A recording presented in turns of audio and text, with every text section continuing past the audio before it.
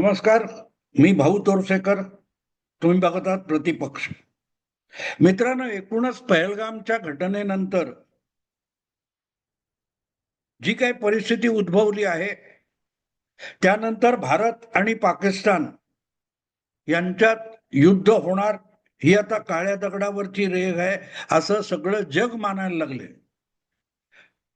आणि भारत नेमकं काय करणार याविषयी भारतामध्ये तुमच्या माझ्यासारख्या लोकांपासून राजकीय नेत्यांपर्यंत आणि जगभर भारत कुठली कारवाई करेल याची चर्चा चालू असताना त्यामध्ये सगळ्यात महत्वाचा भाग येतोय की पाकिस्तान भारताच्या हल्ल्याला काय उत्तर देईल किंवा भारत जो हल्ला करील त्यासमोर पाकिस्तान टिकून राहू शकतं की नाही याची चर्चा होते. आणि त्यामध्ये सगळ्यात महत्वाचा घटक भारताकडे अण्वस्त्र आहेत का, भारताचे सैनिक किती तयार आहेत, भारताच्या अंतर्गत वादविवाद किती आहेत किंवा एकजुटीने भारत पाकिस्तानला झोडपून काढेल का, ही जी चर्चा चालू आहे त्यामध्येच पाकिस्तानची अवस्था काय आहे. पाकिस्तान समर्थपणे युद्ध लादलं गेलं तर त्याला तोंड देऊ शकेल का, आणि तोंड देऊ शकायचं असलं तर त्यासाठी किती दिवस पाकिस्तान लढू शकतो किंवा भारतीय लष्करासमोर हल्ल्यासमोर पाकिस्तानचा किती टिकाव लागू शकतो याचीही चर्चा आत्ता जोरात सुरू आहे. पण मित्रांनो, गंमत अशी आहे की यामध्ये सगळ्यात मोठा फॅक्टर जर कुठला विचारात घेतला जात असेल तर तो फॅक्टर जो आहे हा पाकिस्तानमध्ये जे अंतर्गत विरोध आहे, विरोधाभास आहे. सिंधी पंजाबी मारामारी चालू आहे. सिंधमध्ये स्वतंत्र सिंधू देश असा वेगळा देश करण्यासाठी आंदोलन चालू आहेत. दुसरीकडे बलुचिस्तान, पाकिस्तानी सेनेबरोबर बलुची बंडखोर लढतायत. बलुची आर्मी बनवली आहे त्यांनी. आणि तिसरीकडे खैबर पख्तूनवा ज्याला म्हणतात, जो अफगाणिस्तान लगतचा प्रदेश आहे, तिथे टीटीपी म्हणजे तहरीके तालिबान पाकिस्तान नावाची जी पाकिस्तान पासून पाकिस्तानला शर्यत लागू करावी म्हणून लढणारी एक जिहादी संघटना आहे. आणि त्याच्या पलीकडे बसलेत ते अफगाणिस्तानचे तालिबान. हे सगळं आज आपण चर्चा करतोय, पण गेल्या 5, 10, 15 वर्षामध्ये अफगाणिस्तान, बलुचिस्तान, खैबर पख्तूनवा किंवा पाकिस्तानातले आंतरविरोध याविषयी आपल्याकडे किती चर्चा होत होती. किंबहुना ज्या वेळेला अमेरिकेने अफगाणिस्तानातून आपली सेना परत नेली त्यानंतर जी परिस्थिती निर्माण झाली त्यावर आपण काय बोलत होतो, आपली माध्यमं त्यावर किती बोलत होती. अफगाणिस्तानातून पाकिस्तानची सेना गेली, अमेरिकेची सेना अफगाणिस्तान सोडून गेली तर तालिबान काय करतील याचा उहापोह आपल्याकडे फारसा होत नव्हता. फक्त तालिबानांच्या हाती अफगाणिस्तान आला तर ते पाकिस्तानची हात जोडून जवळ घेऊन काय काय करू शकतील, आणि म्हणून तालिबान किती विश्वासार्ह आहेत ही शंका जी होती त्याचा उहापोह त्यावेळेलाच मी केला होता. आणि म्हणून आज जर त्या दिशेने भारत पाकिस्तान युद्धात अफगाणिस्तान, बलुचिस्तान आणि अमेरिकेने अफगाणिस्तानात सोडलेली शस्त्रसामुग्री याचा विचार करायचा असेल तर तो मी आज करत नाहीये. मी जवळजवळ 3.5 वर्षापूर्वी अमेरिकन फौजा आणि सैनिक हे अफगाणिस्तानातून मायदेशी परत जात असताना जो उहापोह केलाय तो ज्यांनी ऐकला असेल किंवा ज्यांना आठवत असेल त्यांना कळेल की आज जी परिस्थिती ओढवली आहे भारत पाकिस्तान याचा उहापोह 3.5 वर्षापूर्वी मी केला होता. आणि तो जो उहापोह होता की अफगाणिस्तानमध्ये जी काय धुमस्त आहे त्याचा आपल्याकडे काय परिणाम होईल या शीर्षकाचा व्हिडिओ मी 17 ऑगस्ट 2021 मध्ये केला होता. मुद्दाम तो आज लोकांनी ऐकावा असं मला वाटतं, म्हणजे कळेल की मी राजकारण आणि राजकारणातल्या घडामोडी आणि त्याचा सामान्य माणसावर, भारतीयावर होणारा परिणाम याचा उहापोह करतो. यातलं गांभीर्य समजून घ्यायचं असेल तर तो तब्बल 3.5 वर्षापेक्षा अधिक काळ जुना माझा व्हिडिओ, अमेरिकन फौजा अफगाणिस्तानला सोडत असताना मी काय म्हणालो होतो आणि मी काय विश्लेषण केलं होतं ते मुद्दाम ऐका. म्हणून तो व्हिडिओ मी परत एकदा अपलोड करतोय. हा पुढचा भाग आता तुम्ही ऐकाल तो मी 17 ऑगस्ट 2021 रोजी केलेला व्हिडिओ आहे. बघा, ऐका. नमस्कार, मी भाऊ तोरसेकर. तुम्ही बघत आहात प्रतिपक्ष. मित्रांनो, अफगाणिस्तानचं काय, मला सगळ्यात हसू एवढ्यासाठी येत आहे की अफगाणिस्तान आणि भारत यांच्यामध्ये अख्खा पाकिस्तान आहे. पण आपल्याकडे ज्या प्रकारे भयभीत झाल्यासारख्या प्रतिक्रिया उमटत आहेत की आता ते काश्मीरच्या दारात येऊन उभे राहणार, तालिबान वगैरे वगैरेची चर्चा चालू आहे. पण त्यांच्या आणि आपल्यामध्ये एक पाकिस्तान नावाचा देश आहे. त्या पाकिस्तानमध्ये किती लोक घाबरलेत ह्या सगळ्या प्रकाराला. धीर सुटलाय पाकिस्तानचा. आधी विस्कळीत, म्हणजे इतका काय म्हणतात तो बट्ट्या बोळ एक देश म्हणून. म्हणजे अफगाणिस्तान आणि पाकिस्तान यांच्यामध्ये तसा तुलनात्मक फरक फारसा नाही आहे. एक बफर स्टेट आपण म्हणू शकतो की एका क्षणात पाकिस्तानमध्ये यादवी पेटू शकते अशी परिस्थिती आहे. पण तिथे जी एक शिस्तबद्ध लष्करी संघटना आहे, पाकिस्तानी सेना आहे, ती मुठभर सेनासुद्धा पाकिस्तानला मुठीत ठेवू शकते. आणि त्याच्या पलीकडे त्यांनीच पोचलेले जे आयसिस काय ते ने पोचलेले ISIने पोचलेले तालिबान आहेत त्यांनाही हाताळू शकते. मग प्रश्न असा येतो की आपण 135 कोटींचा देश आहोत. आपल्यापेक्षाही चीनच्या मोठ्या भागाला अफगाणिस्तानची सीमा लागलेली आहे, बॉर्डर लागलेली आहे.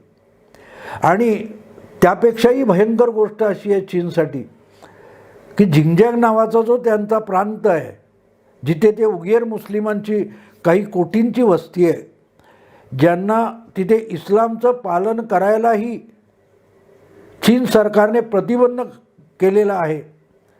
बड्या बड्या मशिदी उद्ध्वस्त केलेल्या आहेत आणि कुराण देखील एखाद्या तिथल्या उगेर मुस्लिमाला आपल्या जवळ बाळगता येत नाही. इतके मुस्लिमांवर अत्याचार चालू आहेत.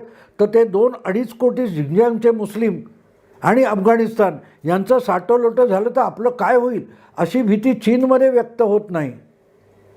पण भारतामध्ये ज्या प्रकारे अफगाणिस्तानमधल्या घडामोडीनंतर आपल्याकडचे बुद्धिमंत, संपादक, माध्यमं चिंता व्यक्त करत आहेत, त्याचं नवल वाटतं मित्रांनो. आपल्याला कोणी घाबरवायची गरज नसते. आपण आधीच घाबरलेलो असतो आणि त्यामुळे ठप्प झालं, कुठे टक्क झालं की आपले घाम फुटतो. म्हणजे ते आहे ना, कोणतरी एक निनावी फोन करतो तुम्हाला, अरे भाई ने बोला है वगैरे वगैरे, शकील बोल रहा हो, की तुम्हाला घाम फुटला की तो शकील म्हणजे दाऊदचाच असणार. आणि इथे बसलेले भारतीय कायदा, पोलीस, न्यायालय सगळं असूनसुद्धा एखादा व्यापारी, एखादा उद्योगपती, एखादा कोण चित्रपट निर्माता वगैरे गपचूप तितके काय ते कोटी रुपये, लाख रुपये खंडणी म्हणून पोचती करतात. याचं कारण आपण आधीच घाबरलेले आहोत. आपल्याला खऱ्याखुऱ्या दाऊद, दहशतवादी, तालिबान यांनी धमकावण्याची गरज नाही. आपल्याकडच्या माध्यमांनी, पत्रकारांनी, एकूण प्रसार साधनांनी आपल्याला इतका भयगंड आपल्या डोक्यात भरवलेला आहे की खुट्ट वाजलं तरी आपण सगळे डोळे बिळे मिटून अगदी देवाची प्रार्थना सुरू करतो. पण येणाऱ्या संकटाची 2 हात करू अशा हिमतीने उभं राहायची इच्छा आपली मरून गेलेली आहे. आणि ती समस्या आहे. तालिबानांचा विजय तिथे असतो. त्यांना माहिती होतं की भले मरे 20 वर्ष गेली असतील, आता 11 सप्टेंबरला 20 वर्ष होतील या सगळ्या प्रकाराला सुरुवात होऊन. पण मध्ये 19 वर्ष अमेरिका किंवा पाश्चात्य देशांच्या सेना अफगाणिस्तानात होत्या. त्यांनी तिथलं अगदी बंदुकीच्या गोळीवर सरकार चालवलं होतं. मध्ये मध्ये काही ना काही उचापती होत होत्या, हे सगळं मान्य आहे. तरीही तालिबान डोकं वर काढू शकत नव्हते. याचं कारण असं की आपण बॉम्बस्फोट केला की आपण त्यांचे 5 मारू तर आपले 25 मारले जातील, ही दहशत होती. आणि वेषांतर करू, कारण तुम्ही तालिबान, घातपाती, जिहादी ओळखू शकत नाही. ते तुमच्या माझ्यासारखेच कपडे घालून, वस्त्र करून, परिधान करून आपल्यातच वावरत असतात. इंदिराजींची हत्या सुरक्षा रक्षकांनीच केली होती, पण त्याच्या मनात काय चाललं आहे हे इंदिराजींना की एकूण भारत सरकारला कुठे माहिती होतं? किंवा राजीव गांधींना जवळून स्फोट करून मारणारे जे तमिळी वाघ होते ते तुमच्या माझ्यासारखेच सामान्य दिसत होते, पुष्पगुच्छ घेऊन आलेले होते. आणि तो धोका असतो. त्यामुळे ते गुन्हेगार आहेत की नाही, त्यांनी घातपात केला आहे की नाही हे सिद्ध करत बसण्याचं जे नाटक आहे ना, ती आपली समस्या आहे. हे आपणच आपल्या पायात आणि मनाला घातलेल्या बेड्या आहेत की एक निरपराध मेला नाही पाहिजे, 100 निरपराध मेले तरी चालते. पण पोलीस किंवा शासन आणि कायद्याने पकडलेला एक निरपराध, एक अजमल कसलाबला चुकीची फाशी होता कामा नये. फाशी ही अमानुष आहे. पण तो याकूब मेमन त्याने किती निरपराधांना मारले, त्याचं काय? त्याची कोणाला फिकीर आहे का? जेव्हा बुद्धिवाद असा सरकत जातो की 100 गुन्हेगार सुटले तरी चालतील, पण एक निरपराध मारला जाता कामा नये. आणि मग तो एक निरपराध, शक्यता एक निरपराध गुन्हेगार आरोपी एक निरपराध असून मारला जाण्याची भीती आहे. त्यासाठी 100 निष्कलंक निरपराध अमानुषपणे मारले गेले तरी चालतील. ही जी विचारांची भूमिका आहे ना, ही आपली समस्या आहे. आणि ती समस्या नसल्यामुळे तालिबान किंवा जिहादी नेहमी विजयी होत असतात. तुमच्या सगळ्या शस्त्र आणि सेना यांच्यावर मात करू शकत असतात. काश्मीरची समस्या आपण वाढवून ठेवली आहे. कोणी ते जैश मोहम्मद, तालिबान वगैरे यांनी ती मोठी केलेली नाही आहे. मित्रांनो, अगदी तुम्हाला एक सोपं उदाहरण देतो. काश्मीर वेगळा पाहिजे, काश्मीर स्वतंत्र पाहिजे, हे सगळं बोललं जात होतं अगदी नेहरूंच्या काळात सुद्धा. पण असं बोललं आझाद काश्मीर तरी उचलून तुरुंगात टाकलं जात होतं. हे आत्ता कोणते उमर अब्दुल्ला वगैरे आहेत, त्याचे आजोबा शेख अब्दुल्ला हे दीर्घकाळ तुरुंगात सडत पडलेले होते. का? त्यांना आझादी पाहिजे होती. आझादी मागितली म्हणजे तुरुंग. आणि काश्मीर शांत होता. आपले जुने शम्मी कपूर, राज कपूर किंवा आणखीन कोणाकोणाचे, तो राजेंद्र कुमार, या सगळ्यांचे सिनेमे काढून बघा. त्या सिनेमाचं शूटिंग हे काय त्या काश्मीरमध्ये होत होतं. कुठेही बॉम्ब पडत होता, कुठेही घातपात होत नव्हता, कुठेही लष्कर ठेवावं लागत नव्हतं. लष्करावर दगड फेकण्याची गोष्ट दूरची, लष्कराला तैनात करावं लागत नव्हतं. फक्त बॉर्डरवर LOCवर लष्कर होतं, बाकी सगळं निवांत चालू होतं. आझादीची भाषा बोलेल त्याला मोकळ्या तुरुंगाबाहेर जागा नव्हती. आणि हे आपल्याकडे होतं, समजू नका. जेव्हा 2001 मध्ये अमेरिकेच्या त्या टॉवरवर हल्ला झाला आणि त्यानंतर मग अफगाणिस्तानकडे लोकांचं लक्ष गेलं, त्या अफगाणिस्तानलाच लागून ताजिकिस्तान, उझबेकिस्तान नावाचे देश आहेत, जे दीर्घकाळ सोव्हिएत युनियनचे सहमित्र देश म्हणून होते. त्या उझबेकिस्तानमध्ये 98% मुस्लिम लोकसंख्या आहे. आणि तिथला हुकुमशाह करीमाव नावाचा होता. त्याची मुलाखत CNN तेव्हा 2001 मध्ये मी बघितली. त्याला विचारलं, तुझ्याकडे जर जवळजवळ 100%, 98% मुस्लिम वस्ती आहे किंवा लोकसंख्याच मुस्लिम आहे, तर मग जिहाद वगैरे तुला एवढा अफगाण जवळ असून तुझ्याकडे का नाही? तो म्हणाला, सोपं आहे. तो म्हणाला, माझ्याकडे दहशतवाद किंवा जिहाद यांचं पोषण होऊ शकेल अशी पोषक भूमी नाही, पोषक भूमी, ब्रीडिंग ग्राउंड नाही आहे की जिहादची पैदास करू शकेल अशी पोषक भूमी आमच्याकडे नाही आहे किंवा परिस्थिती नाही आहे. तेव्हा त्या CNN रिपोर्टरने त्याला विचारलं की पोषक भूमी म्हणजे काय? तो म्हणाला बुद्धिजीवी वर्ग माझ्याकडे नाही आहे. जो बुद्धिजीवी आहे त्याला मी तुरुंगात टाकला आहे आणि माझ्याकडे जिहाद घातपात असल्या भानगडी नाही.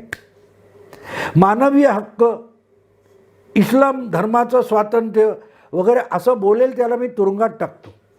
त्यामुळे जिहादची समस्या उझबेकिस्तानमध्ये नाही आहे. सगळ्या मशिदी सरकारी मालकीच्या आहेत आणि मुस्लिमच नागरिक आहे, पण नागरिकाचं जे घर आहे त्याच्या दारापासून मशिदीच्या दारापर्यंत मध्ये कुठेही इस्लाम हा शब्द बोलला तरी तो गुन्हा आहे, तुरुंगात टाकतो. त्यामुळे जिहाद वगैरे दगदग आमच्याकडे नाही. त्यामुळे अफगाणिस्तानमध्ये आता जे चाललं आहे ना, हे पोचलेलं प्रकरण आहे. हा दहशतवाद, जो इस्लाम ह्युमन राईट्स मानत नाही त्यांनाही ह्युमन राईट्स आहेत आणि ह्युमन राईट्स संपवून टाका असं म्हणणाऱ्यांना ह्युमन राईट्स आहेत आणि त्यासाठी हिंसेचा मार्ग पत्करणाऱ्यांना सुद्धा ह्युमन राईट्स आहेत. ही जी पोषक भूमी आहे ही संपवल्याशिवाय अफगाणिस्तानची समस्या संपणार नाही आहे. आणि ही गोष्ट आपण समजून घेतली पाहिजे आणि ती समजून त्याप्रमाणे कृती होणार नसेल तोपर्यंत अफगाणिस्तानात असंच होत राहणार आहे आणि फक्त अफगाणिस्तान त्याचा धोका सगळ्या जगाला राहणार आहे, सगळ्या जगाला राहणार आहे. 80च्या दशकामध्ये अफगाणिस्तानमध्ये सोव्हिएत फौजा घुसल्या. त्या सोव्हिएत फौजा अमेरिकेला आव्हान देऊ शकणाऱ्या किंवा अमेरिकेला ज्या सोव्हिएत फौजेची दहशत होती त्या सोव्हिएत फौजेची दहशतसुद्धा फस्त करून तालिबान मोकळे झाले, मुजाहिदीन मोकळे झाले. आणि जेव्हा त्यांनी सोव्हिएत फौजेलाही जमीनदोस्त करून दाखवलं, माघार घ्यायला लावली, त्यानंतर आलेल्या अमेरिकन फौजांनी त्यापासून धडा घ्यायला पाहिजे होता की अफगाणिस्तानचे तालिबान, मुजाहिदीन यांच्याकडून सोव्हिएत फौजा हरल्या नव्हत्या. सोव्हिएत देश आणि सोव्हिएत फौजांवर जे जागतिक मानवाधिकाराचं, ह्युमन राईट्सचं दडपण होतं, त्यामुळे त्यांचा मॅसॅकर, त्यांची कत्तल, अशा बंडखोरांची कत्तल सोव्हिएत फौजा करू शकत नव्हत्या. थोड्याफार करत होत्या पण पूर्णपणे करू शकत नव्हत्या. त्याचा तो परिणाम होता. चेचन्यामध्ये हेच झालं. त्यांना पुतीनने अक्षरशः कत्तल करून संपवलेलं आहे आणि चेचन्य हा विषय संपलेला आहे. तमिळी वाघांना याच प्रकारे श्रीलंकेत अगदी कत्तल करून संपवण्यात आलं. म्हातारा आहे, तरुण आहे याची कुठचाही विधिनिषेध न ठेवता संपवण्यात आलं. जगातला श्रीलंका हा एक देश आहे की तो दहशतवाद मुक्त झाला आहे. याचं कारण सगळ्यात मोठं, ॲम्नेस्टी इंटरनॅशनलला श्रीलंकेत येण्यालाही बंदी आहे. कारण ॲम्नेस्टी इंटरनॅशनल आणि शांततावाद तो अफगाणचा प्रॉब्लेम आहे की नेहमी याच्यात मध्यस्थी करायची आणि उद्ध्वस्त झालेल्या दहशतवाद्यांना परत रिऑर्गनाईज करायला मदत करायची. हे ॲम्नेस्टी इंटरनॅशनलचं तत्त्वज्ञान आहे, विचारधारा आहे. आणि त्यामुळे कुठच्याही देशाच्या, अमेरिकेच्या असतील, अफगाणिस्तानच्या फौजा असतील किंवा काय त्या सिरियाच्या असतील किंवा इराकच्या असतील, त्यांना नामोहरम करणं आणि दहशतवाद्यांना पालनपोषण करून, संगोपन करून परत ताकदवर बनवणं, हे जेव्हा मानवाधिकार राबवणाऱ्या ॲम्नेस्टी इंटरनॅशनलचं काम झालं, तिथून ही समस्या जागतिक झालेली आहे. आणि त्यातून बाहेर पडायचं असेल तर पहिल्यांदा माणसासारखे वागतील, त्यांच्यासाठी मानवाधिकार, अमानुष वागतील, त्यांना रानटी वागणूक देणारी शासन व्यवस्था येत नाही तोपर्यंत दहशतवादाचा निपात होऊ शकणार नाही. म्हणूनच 2001मध्ये किंवा 2000मध्ये जी अवस्था अफगाणिस्तानची होती ती 20 वर्षानंतर परत तशीच्या तशी आहे. याचं कारण जगातले मानवाधिकारवाले आहेत, हे आपले पाठीराखे आहेत, ह्याची तालिबानांना खातरजमा आहे. म्हणून अमेरिकेवर सुद्धा दडपण आणून त्यांच्याशी परत तालिबानांशी बोलणी करा. मित्रांनो, तो असद नावाचा सिरियाचा नेता आजही आहे, कारण त्याने असं वागणाऱ्यांची सार्वत्रिक कत्तल चालवलेली आहे. तुम्ही उद्ध्वस्त व्हा, मी पण उद्ध्वस्त होतो, पण मी तुमच्याशी बोलणी करणार नाही. दहशतवादाला मराठीत आपण म्हणतो ना, काट्याने काटा काढणे, तसं दहशतवाद संपवायचा असेल तर तुम्हाला त्यापेक्षा अधिक हिंसा करावी लागते, तर दहशतवाद संपतो. दहशत ही मानसिकता आहे. हत्यारं कुठची, तुमच्याकडे तोफा आहेत का, आमच्याकडे विमान आहेत का, यांनी काही होत नाही. 5 दहशतवादी 5,000 सैनिकांना सुद्धा सळो की पळो करून सोडतात. याचं कारण सैनिकांना आपल्या ठरवून दिलेल्या मर्यादेत राहावं लागतं आणि बेशिस्त असतात, त्यांना कुठलाही नियम लागू होत नाही. कायदा मोडणाऱ्याचं सगळ्यात मोठं हत्यार कायद्याचं राज्य असतं. कारण त्या कायद्याच्या राज्यात आपण पकडले गेलो तर आपल्याला तोच कायदा संरक्षण देणार याची त्या कायदा मोडणाऱ्याला खात्री असते. निर्भयावर ज्यांनी सामूहिक बलात्कार केला, तिची विटंबना केली, त्यांना शिक्षा देण्यासाठी याच भारतातल्या कायद्याला आणि न्यायालयांना 7, 8, 10, 14 वर्ष लागतात. आणि ही त्यांची ताकद असते की जेव्हा आपण अडचणीत येऊ तेव्हा आपण कायद्याला शरण गेलं की कायदा आपलं कवच कुंडल आहे. त्या लोकांनी त्या निर्भयाला कुठली सवलत दिली होती का? नाही दिली होती. तिच्यावर सामूहिक बलात्कार केला आणि तिच्या देहाची विटंबना करून तिला मारली. आणि तिच्या संरक्षणाला उभा असलेला कायदा त्याच बलात्काऱ्यांना मात्र किती संरक्षण आणि हळूवार हाताळतो बघा.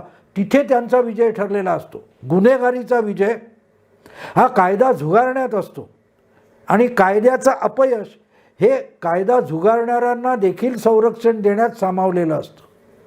आणि म्हणून अफगाणिस्तान तिकडे असला तरी आपण घाबरलोय, याचं कारण आपण कायदेभीरू आहोत. आपण कायद्यांनी जायला बघतो, आपण सौहार्दाने वकार. तुकोबासारखा एक संत देखील, तुकाराम महाराज म्हणतात, मऊ मेणा म्हणून आम्ही विष्णुदास, कठीण वज्रासही भेदू ऐसे. याचं कारण जेव्हा तुम्ही कायदा मानणार नाही, तुम्ही शत्रूसारखे वागाल, तर आम्ही सुद्धा शत्रूसारखे वागू.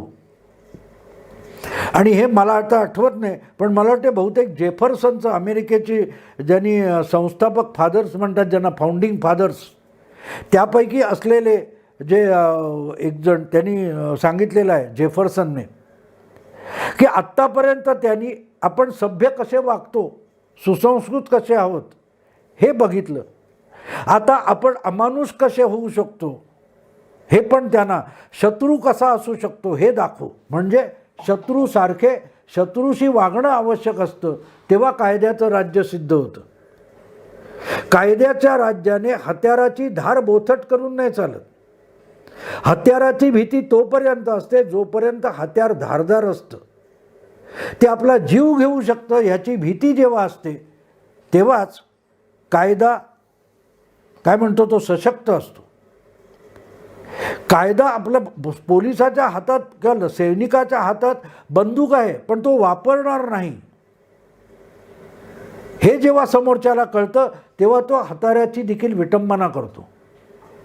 काश्मीरमध्ये आपले सैनिक तोकडे तिथे पडतात, त्यांच्या हातात बंदूक आहे, पण त्या बंदुकीची दहशत चावटपणा करणाऱ्यांना वाटत नाही. पोरं उठतात आणि त्यांच्यावर दगड मारतात, तेव्हा ती हत्यारं बोथट झालेली असतात. कारण ती हत्यारं वापरणारे सैनिक त्यांचे हात बांधून ठेवलेले असतात. आज जगातले जे काही सगळे तथाकथित शांततावादी देश आहेत, लोकशाहीवादी देश आहेत, त्या सगळ्यांनी आपले हात बांधून ठेवलेत, ते वाट बघतायत. आणि मला अशा वेळेला एक गोष्ट मित्रांनो खूप जुनी आठवते, मला आता ते आठवत नाही, पण जो ब्रिटन आणि फ्रान्सचे जे अध्यक्ष आणि पंतप्रधान तत्कालीन होते, त्यांनी हिटलरशी अनाक्रमणाचा करार केला की ब्रिटन आणि फ्रान्सवर हिटलर किंवा जर्मन फौजा हल्ला करणार नाहीत असा करार त्या दोन्ही देशांनी जर्मनीशी केला होता. आणि जेव्हा तो ब्रिटनचा पंतप्रधान परतला, त्याचं नाव मला आत्ता आठवत नाही, आणि त्याने विमानतळावर तो करार हलवून दाखवला, तेव्हा विन्स्टन चर्चिल म्हणाले होते की शुशू केलेल्या मुलाचं ढुंगण पुसायच्याही लायकीचा हा कागद नाही, हा सॅनिटरी नॅपकिन इतकाही किंवा ढुंगण पुसायच्या लायकीचा कागद नाही, असं त्या कराराचं वर्णन केलं होतं. ते शेवटी खरं ठरलं, कारण एक दिवस फ्रान्स हिटलरने गिळंकृत केला आणि ब्रिटनवर सुद्धा हल्ला चढवला. तेव्हा या लिबरल उदारमतवादाच्या खुळचट कल्पना आहेत. तोपर्यंत तालिबानच विजयी होणार. ते तालिबान 40 आहेत की 4 लाख आहेत याला अर्थ नसतो. तुम्ही पांगळे आहात ही त्यांची शक्ती असते. तुम्ही जोपर्यंत त्यांच्यापेक्षा भीषण हिंसा करू शकत नाही, हत्याकांड करू शकत नाही तालिबानांचं, हे जोपर्यंत तुम्ही दाखवत नाही आणि तशी कृती करत नाही, तोपर्यंत तालिबान हे शिरजोर राहतील. काही काळ ते सुप्तावस्थेत जातील, पण पोषक वातावरण झालं की ते कार्यरत होतील. त्याला व्हायरस म्हणतात. व्हायरस याचा अर्थ जो दीर्घकाळ न मरता सुप्तावस्थेत राहू शकतो आणि पोषक परिस्थिती निर्माण झाली की क्रियान्वित होतो, तो विषाणू म्हणजे तालिबान आहे.